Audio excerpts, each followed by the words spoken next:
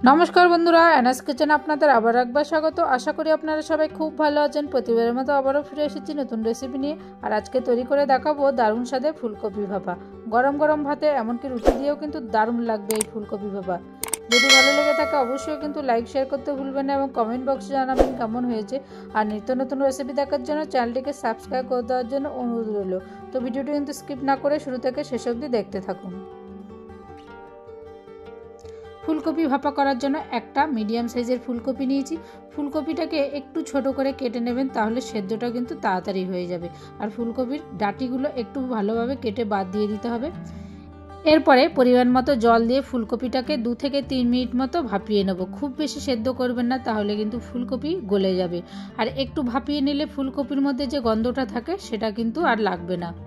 ভাপানো হয়ে গেলে এবার একটা পাত্রে তুলে নেব। খুব বেশি সেদ্ধ যাতে না হয় সেটা কিন্তু অবশ্যই একটু খেয়াল রাখতে হবে। এরপরে কড়াই গরম হলে দিয়ে দেবো রিফাইন তেল। রিফাইন তেলের পরিবর্তে সর্ষের তেল দিয়েও কিন্তু ফুলকপিটা ভেজে নিতে পারেন।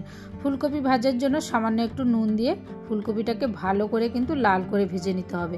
যত ভালো ভাজা হবে ততই কিন্তু ফুলকপি খেতে ভালো লাগে। এই ফুলকপি ভাপা কিন্তু আপনারা একটু না সেদ্ধ করেও কিন্তু ভাপা করতে পারেন, তবে একটু ভাপিয়ে নিলে সেদ্ধটাও কিন্তু ভালো তাড়াতাড়ি হয়ে যায় এবং গন্ধটাও কিন্তু আর থাকে না। ভাজা হয়ে গেছে, এবার একটা পাত্রে তুলে নেব। এইদিকে ফুলকপি ভাপা করার জন্য মিক্সিতে 2 চামচ সাদা লাল সর্ষে আর 2 চামচ পোস্তটা কিন্তু আরেকটু বাড়িয়েও দিতে পারেন। এর মধ্যে দিয়ে দেবো 4-5টা কাঁচা লঙ্কা। সামান্য একটু জল দিয়ে একদম মিহি পেস্ট তৈরি করে নিতে হবে। ঝালটা কিন্তু অবশ্যই আপনাদের পছন্দ অনুযায়ী দিয়ে দেবেন। পেস্ট হয়ে গেছে, একদম মিহি পেস্ট হয়ে গেছে। সর্ষেটা কিন্তু খুব বেশি দেবেন না, তাহলে কিন্তু তেতো হয়ে যাবে এবং ঝাঁঝও উঠবে। এদিকে একটা টিফিন বাটি নিয়ে নেব ভাপা করার জন্য। এর মধ্যে সর্ষে পোস্তটা দিয়ে দিলাম আর দিয়ে দেবো 2 চামচ টক দই।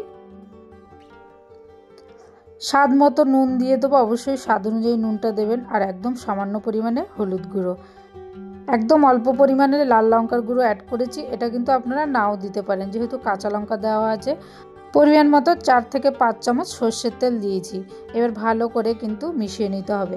টক দইটা আগে থেকে ফেটিয়ে দিলে বেশি সময় লাগবে না মেশাতে, যেহেতু টক দইটা ফেটানো নেই। তাই ভালো করে কিন্তু মিশিয়ে নিয়ে এর মধ্যে দিয়ে দেবো ভেজে রাখা ফুলকপি। এর মধ্যে কিছুটা পরিমাণে মটরশুঁটিও অ্যাড করলাম।